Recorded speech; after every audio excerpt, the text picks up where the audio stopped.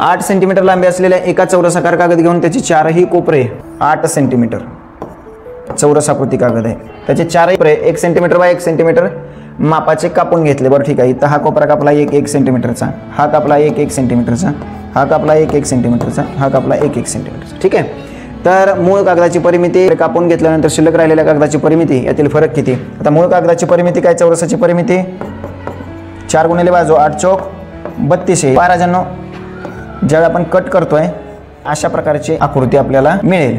आता बघा, इकडचा 1 कट केला, हा 1 आहे, हा 1 आहे, मग 1 कट केला इकडचा पण 1 कट केलाय, म्हणजे 8 मधून 2 गेले, किती राहिले 6, हा 6, हा 6, हा 6, 1 1 1 1।